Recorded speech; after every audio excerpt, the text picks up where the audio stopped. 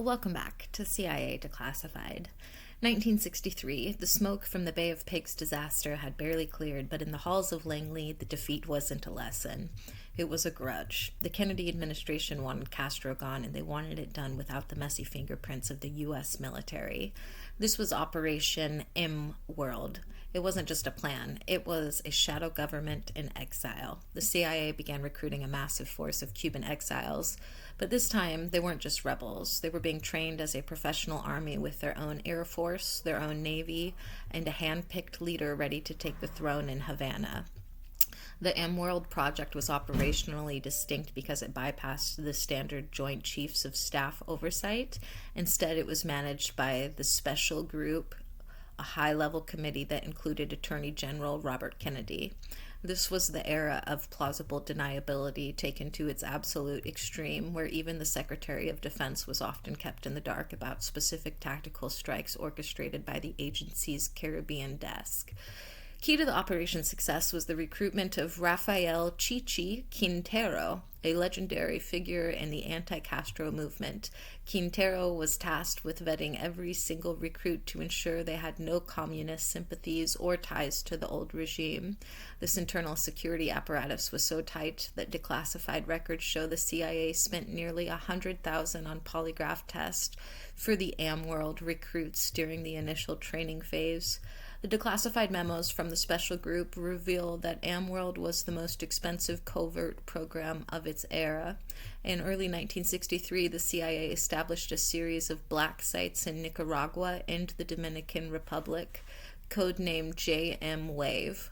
The operation involved over 400 CIA officers and 4,000 Cuban exiles.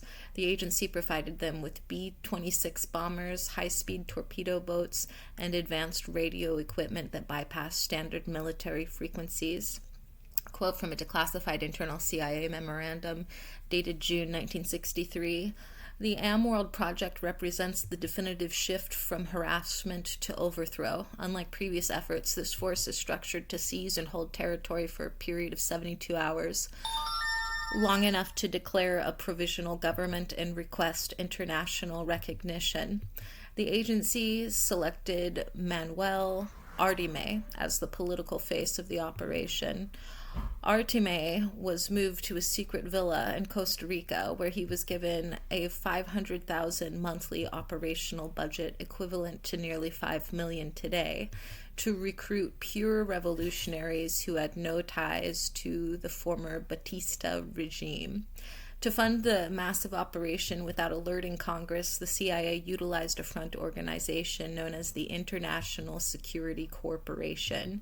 This shell company funneled millions into purchasing surplus military equipment from across the globe. By using a private corporate entity, the agency would claim that any weapons captured in Cuba were the result of private citizens taking action rather than an act of war by the United States government. A quote from Desmond Fitzgerald, Special Operations Chief. "We are building a revolution in a vacuum. We provide the steel, the fuel, and the fire. The Cubans provide the blood. If it works, we have a democratic neighbor. If it fails, we have a ledger that we can simply burn." End quote. While the logistics of the base are known, the files concerning the operational window for AMWORLD contain massive multi-page redactions. The heaviest redactions occur around the dates of mid-November 1963. There's heavy speculation that the CIA had scheduled a decapitation strike against Castro to coincide with a specific diplomatic window. The theory suggests the redactions hide the fact that the AMWORLD invasion was set to launch in late 1963, and the operation was only halted because of the assassination of John F. Kennedy in Dallas. Further speculation surrounds the European arms liaisons. Analysts believe the redacted pages hide a secret deal with French and West German arms manufacturers to provide non-U.S. marked weaponry. The speculation is that the agency wanted to ensure that if the invasion failed, the unmarked rifles and tanks would point toward an international mercenary group rather than Langley. History records a chilling coincidence. On the very afternoon of November 22, 1963, a high-ranking CIA officer was meeting in Paris with a Cuban asset codenamed Lash, the officer handed the asset a poison pen intended for Castro's assassination. Declassified logs show that this meeting was part of the softening phase of AMWORLD, meant to create a power vacuum just as the invasion force hit the beaches. Researchers often point to the second forced redactions. These sections appear to discuss a group of non-Cuban American volunteers who were to lead the initial landings. Speculation suggests these individuals were active duty special forces who had resigned their commissions just days before the scheduled launch, a tactic the agency would later use in the early stages of the Vietnam conflict. Was Operation AMWORLD a success? Operational success, 0. Historical impact, massive.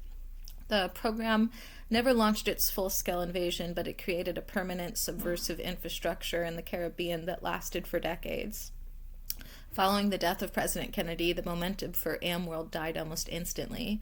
President Lyndon B. Johnson was reportedly horrified when he was briefed on the sheer scale of the operation and the depth of the CIA's involvement in foreign soil. He ordered a slow strangulation of the project's funding, which led to the abandonment of several secret bases in Nicaragua by early 1965.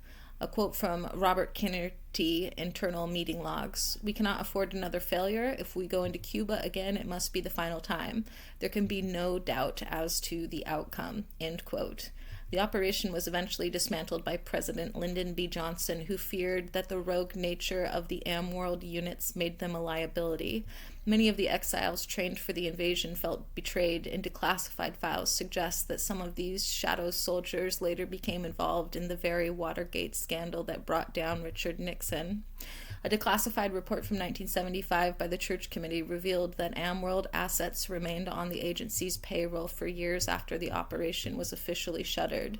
These men were kept in a state of strategic readiness, essentially acting as a private offshore army that the agency could activate for various anti-communist operations across Latin America without ever needing a congressional mandate. AMWORLD changed the way the CIA conducted paramilitary warfare. Operational breakthroughs. The Ghost Fleet. The agency developed the concept of commercial shell ships, legitimate-looking cargo vessels that had hidden weapon mounts and high-speed engines for hit-and-run raids. Encrypted burst transmissions. AMWORLD pioneered the use of radio burst, where a 30-second message was compressed into a half-second chirp to avoid Soviet-run listening stations in Cuba. And denial and deception tactics. The CIA perfected false flag recruitment, where exiles were told they were being funded by a group of wealthy Cuban businessmen rather than the U.S. government. The AMWORLD planners also developed a breakthrough in psychological warfare known as the gray radio technique. They established high-powered transmitters on Swan Island that broadcast a mix of popular Cuban music and subtly coded messages. These messages weren't just for the exiles. They were designed to induce paranoia within Castro's inner circle, leading them to believe that high-ranking members of their own military were secret CIA collaborators. The invasion that almost happened remains one of the greatest what-ifs of the Cold War. Operation AMWORLD was a multi-million-dollar gamble that the world was one small army away from a different future. Next time on CIA Declassified, we move from the beaches of Cuba to the laboratories of the mind. We examine the cerebral control bull. How did the CIA end up funding a man who could stop a charging bull with a remote control? We'll look at the declassified logs of Dr. Jose Delgado and his experiments in electronic stimulation of the brain. From implanted electrodes to the dream of total human control, we explore the day the agency tried to find the off switch for aggression. Join us for the electric matador. In the meantime, I'll see you in the archives.